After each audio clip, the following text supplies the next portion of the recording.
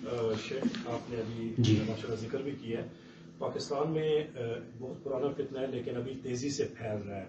कुछ यूट्यूबर्स और उनको मुतासिर कुछ लोग वो अपने आप को सुन्नी कहते हैं कि हम अहले सुन्ना में से, जैसे पाकिस्तान में बरेलवी भी अपने आप को सुन्नी कहते हैं। लेकिन जैसे मेरे कुलीग से बात हुई, मैंने कहा आप सहाबा की सबकी मतलब आप रिस्पेक्ट करते हैं, मैं करता हूँ, लेकिन मैं एक्सेप्ट मुआविया रज़ी अल्लाह तआला अन्हु। तो मेरा क्वेश्चन वेरी शॉर्टली ये है कि क्या मुआविया रज़ी अल्लाह तआला अन्हु को बाय पास करके कोई सुन्नी सलफी अहले सुन्ना बन सकता है? ये इस वक्त बहुत बड़ा फितना है जो कि मौदूदी ने अपनी बुक्स में उठाया। उसके बाद अभी बहुत सारे स्कॉलर्स जो है वो अपनी बुक्स में इसको उठाते जा रहे हैं, और कुछ यूट्यूबर्स हैं जो अलल ऐलान तान कर रहे हैं और मुआविया रज़ी अल्लाह तआला अन्हु की, हालांकि वो तो बड़े ही अजीम तरीन सहाबी थे जिन्होंने मुसलमानों, उनकी टाइम में बाउंड्रीज कितनी ज्यादा ईमान इस्लाम की फैली, और अल्हम्दुलिल्लाह उनके बहुत बड़े एहसानात हैं सुन्नत पे। तो इस बारे में रहनुमाई कर दें।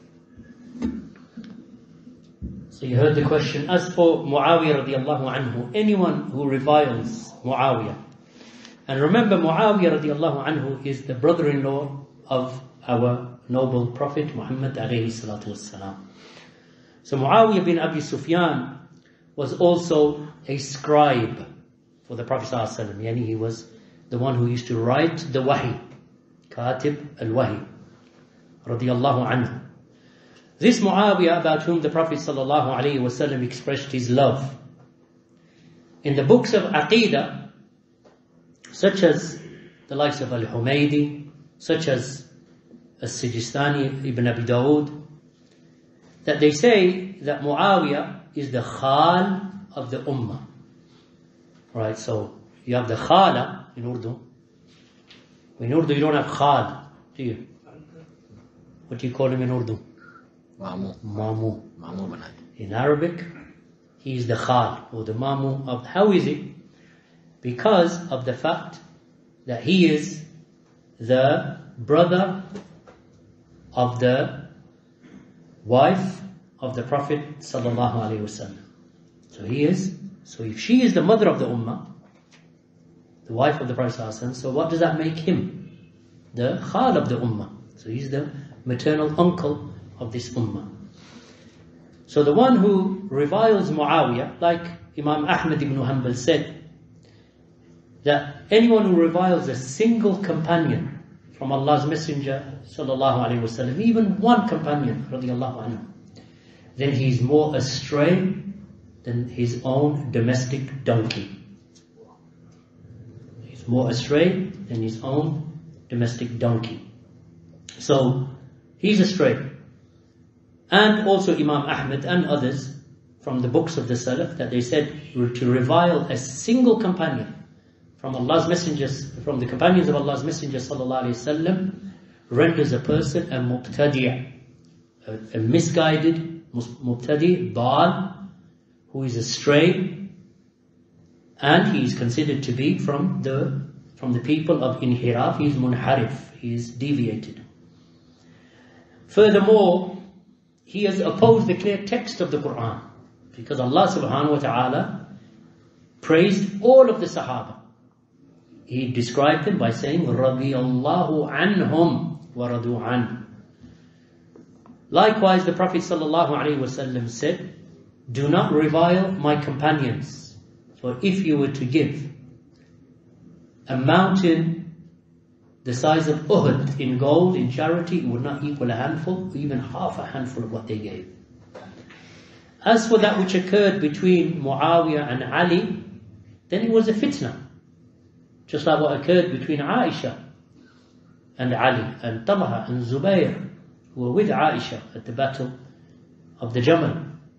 That was a fitna, that was a trial, that was incited by the munafiqeen, who had caused friction and fitna after the killing of Uthman. And they were responsible for the killing of Uthman. Anyway, Abdullah bin Sabah, al-Yahudi. So they were responsible for the killing of Uthman bin Affan radiyallahu anhu. Then after that, Ali radiyallahu anhu refused the Khilafah, by the way. After Uthman, Ali refused it. He said, how can I take the Khilafah when Uthman has died? How can I take the Khilafah? He refused. And he was pushed, and then he took it. He said, give me something else, not this. So he took the Khilafah, and he was established in Kufa. And Talha and Zubair, they were waiting for the killers of Uthman to be caught. Because we have to understand the context. So they knew that Aisha was in Mecca at the time, so they left Medina, went to Mecca, they spoke to Aisha. They said, look, we have to find these killers because they've killed Uthman. The angels are shy in front of Uthman. These people weren't shy. Muhammad sallallahu alaihi wasallam was shy in front of Uthman. That's why the Prophet sallallahu alaihi wasallam said, should I not be shy in front of whom the angels are shy? So the Malaika and the Nabi of Allah are shy in front of Uthman, but they weren't shy in spilling his blood. Said, no, we have to deal with the killers of Uthman. So Talha and Zubair and Aisha and a band of several thousand, they travelled to Kufa. Ali knew they were coming, so he travelled for the meeting in Basra. So he travelled from Kufa, they travelled from Mecca, and they met at Basra. Those munafiqeen, after the killing of Uthman, had infiltrated the Muslims, especially the army of Ali, especially the followers of Ali. They'd infiltrated to hide themselves. Ali knew that some of them were with him, meaning in his people. But how do you pick them out? There's no wahi to tell him it's this one and it's that one. So what did Ali want? Ali wanted stability.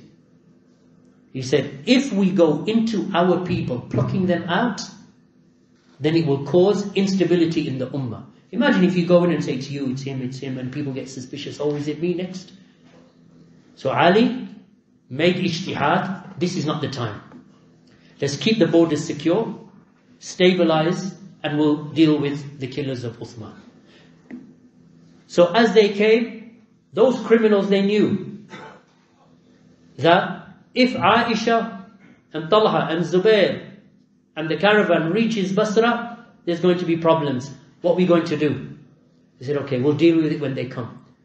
So Ali radiallahu anhu sent one of his generals to go and speak to Aisha. He said, Ya al-Mu'mineen, oh mother of the believers, what are you doing here? She said, I've come for justice for Uthman. No, I haven't come for Ali. I haven't come to argue, meaning to fight Ali. I've come for... He said to her, is that what you want? She said, yes. She said, I haven't come to fight. He went and told Ali. Ali said, Alhamdulillah. So they were there for several days, or for a few days. And then, on the third day, they decided to withdraw. That they negotiated. Ali said, we're going to do what we can do, and we will find the killers of Uthman in time. And Aisha, done. Talha and Zubair, they're sitting in the camp to leave the next morning. Then these munafiqeen, some of these criminals, some of them munafiqeen, some of them were just juhal, just following whoever calls them, right? So, they said, right, Ali said, tomorrow we will leave, and those killers of Uthman, they'll be hunted. They'll be found out. So they said, what are we going to do? They said, what we'll do is before dawn, in the dark, we will have a group in Aisha's camp and a group in Ali's camp. All you have to do is just kill everyone around you and call out that the enemy is attacked. And that's exactly what they did. So they called out from that side and they called out from that side. So Zubair and Talha and whoever with them and Aisha and their people, they said, look, we're being attacked.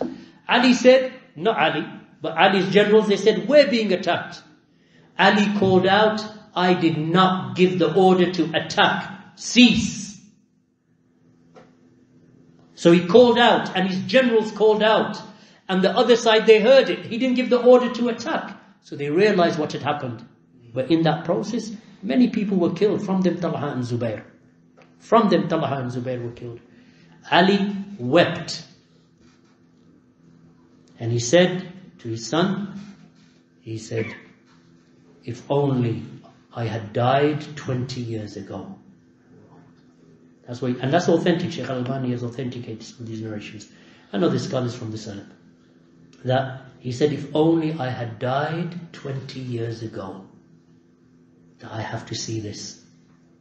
Ali didn't want it, they didn't want it. This is criminals. And you still have them among the Muslims. So Muawiyyah radiallahu anhu, he was in Damascus. That's where he was, and he was the governor over there. And likewise with Muawiyyah. Muawiyyah wanted the criminals caught, because they still haven't been caught. So then shortly after that ensued the dispute between Ali and Muawiyyah. None of this is in the usul of the deen, meaning that they did not differ because their aqeedah differed. They differed over what? Over strategy of who is going to catch these infiltrators. So Ali wanted them to be caught. When eventually there was peace between Ali and Muawiyyah, which did occur, and they separated, and the two armies separated from each other, a group came out predominantly from the army of Ali. That group that came out from the army of Ali were who? Khawarij. After the battle of Siffin. So the battle of the Jamal is done.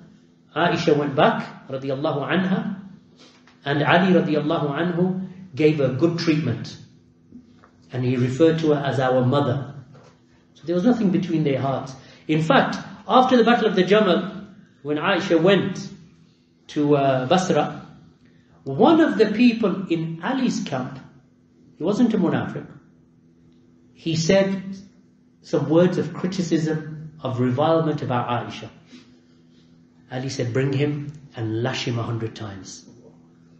And there were a handful of them that Ali commanded that they all be lashed just for opening their mouth against Aisha radiallahu anha. So this is, you see, the Sahaba radiallahu anhu. So when it came to Muawiyyah, there was a battle. They separated. They never reviled each other. They never cursed each other. They never spoke ill of each other.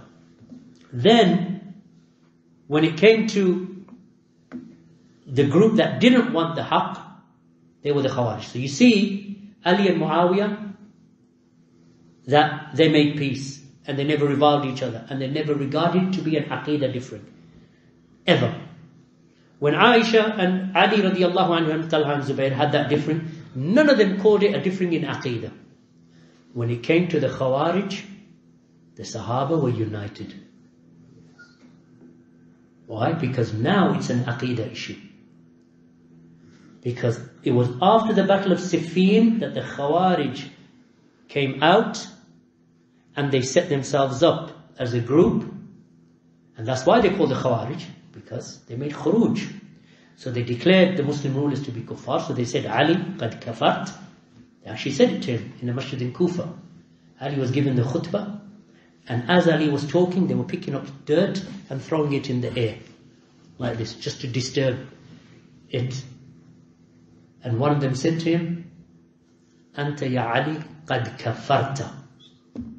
You, Ali, you have indeed disbelieved. That's how extreme they became. So the Sahaba, most of them, the earlier Sahaba and the leaders of the Sahaba, they stayed out of the battles between differences between Ali and Aisha, Muawiyyah and Ali. Most of the Sahaba stayed out. When it came to the Khawarij, all of them united. Not a single Sahabi joined the Khawarij. Why? Because now it's Aqidah. So what did the Khawarij do? One of them killed Ali, Abdurrahman ibn Muljim. Another Khariji was sent to assassinate Muawiyyah but was unsuccessful. A third one stabbed Hassan bin Ali in his thigh. But Hassan radiallahu anhuma survived. These are the Khawarij. Muawiyyah is a Sahabi. Hadith in Bukhari and Muslim, Abu Dawood, At-Tirmidhi, An-Nasa'i, Ibn Majah. In all of the books of Hadith you'll find riwayat from Muawiyyah. So how can a person come 1400 years later and speak about the Sahaba radiallahu when there's ijma' in all of the books of the Salaf, all of the books of Aqidah? We love the Sahaba. Whomsoever speaks against him is a Rafidi. Whomsoever speaks against him, then he is an enemy of the Sunnah. He is an enemy of the Deen, who speaks against a single Sahabi. This is our Aqidah. Barakallahu feekum. Jazakumullah khair. So upon that, inshallah, we'll conclude for today.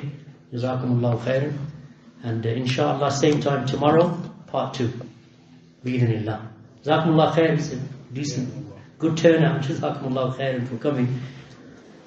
Maybe some of you don't understand English, but you'll catch on inshallah. Or I'll have to learn Urdu. Inshallah. Barakallahu feekum. Wa subhanaka Allahumma wa bihamdik. Ashhadu an la ilaha illa anta astaghfiruka wa atubu ilayk. Yeah, I have one quick question. Yes. You know those people who revile Muawiyyah radiallahu anhu, do they reject the athar coming from him? Yes. Even though it's in the books that they say are correct? Right. Thing is, right, the thing that you got to understand is they'll accept athar from anyone if it supports their political agenda. It could even be more